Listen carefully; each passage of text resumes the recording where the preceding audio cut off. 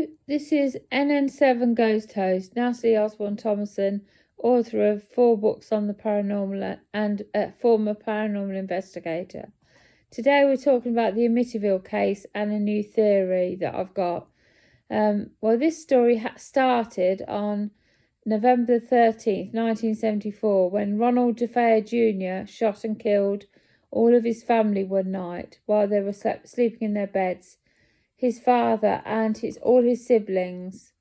A few months later, George and Kathy Lutz bought the 5-bedroom colonial-style house for a knockdown $80,000. It was probably worth double that due to its history. It weirdly still contained most of the furniture.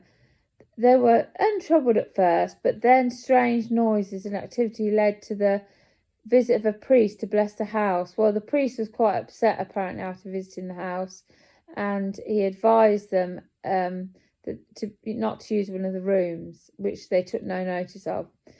There were a myriad of every type of spectral activity the family had. After a short time, it led to so much fear that they fled, leaving everything behind. For a while, they say that the activity followed them. Both of them actually sadly died very young. I think both of them were in their early 60s. So that's another sad part of it as well. Investigations on one occasion by Ed and Lorraine Warren produced what looks like a demonic boy with glowing eyes. And he bears resemblance to one of the little boys that died in the slaying. The house has apparently been occupied since with no adverse effects. They changed the address and the outside appearance to stop sightseers, and it sold for just shy of $1 million about 10 years ago.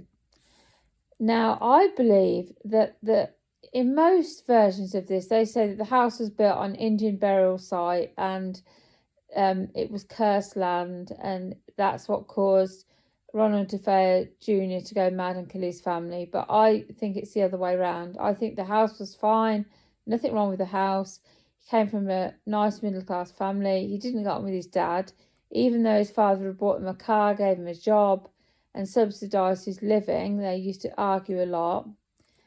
So I think what happened, he was a heavy drug user. He was taking lots of different things. So I think he snapped one night, killed his father, and then decided to kill the whole family. And that's called a family annihilator. It's not entirely uncommon. There's been lots of cases over the years in all different countries of somebody snapping, killing one family member, and then thinking, my family's going to hate me, so I might as well finish everyone else off.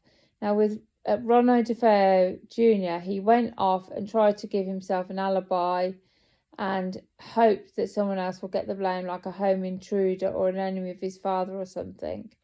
So I think he came to his senses, if that is the right word. And he has since died, actually. He spent the rest of his life in prison, thankfully. I don't think the house made him do it. I don't think there was anything evil in that house before the slayings. However, I think because of I believe the Lutzes, what happened to them, because of what had happened in that house, it created like a poltergeist type, demonic type energy. And that caused all the effects that are written about in the books and films, which obviously are exaggerated for effect. Like, Hollywood has to make it a bit more dramatic.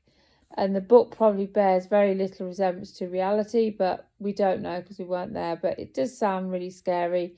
And when I was a teenager and I read it, I can remember thinking, oh my goodness, I could never live in a house like that. So I think that it wasn't the house that made him do it, but the house became tainted, and then obviously the furniture was left there and objects, and I think objects hold energy. So this awful tragedy, there was a reason for it, and probably the reason for it was drugs, and also families not getting on and things like that. In Jay Anson's book, he kind of like put all the blame, as far as I can remember from reading this many years ago, on the house and where it was built, and that was the cause of it. But I think it's quite simply explained as someone who's got access to a gun, someone who's not well mentally, someone who's taken a lot of drugs, someone who's arguing with his father, someone who's been spoilt throughout his life and always had his own way, and it all comes together into a terrible night of tragedy. So I think that's what caused the Amityville incident. Now, it's interesting, the people that lived there since have said nothing's happened. So you would think, well, if when the Lutzes lived there, all these things were happening, why didn't it carry on? Well, the new family that moved in, maybe they completely got rid of everything in the house, and for all we know, they had someone out to bless it, and the energy dissipated. The Lutz family said that it followed them, that energy, to where they moved to. So possibly that negative energy followed them. So that is a possibility. And then that house now remains okay. But there has been hordes of sightseers that have driven past over the years. And it is one of the most interesting ghost story cases in the world. I mean, it's been made into several films, books, and things like that. So this is my take on the Amityville horror. So I think it wasn't the house that started it, but the house got infected by the activity in it.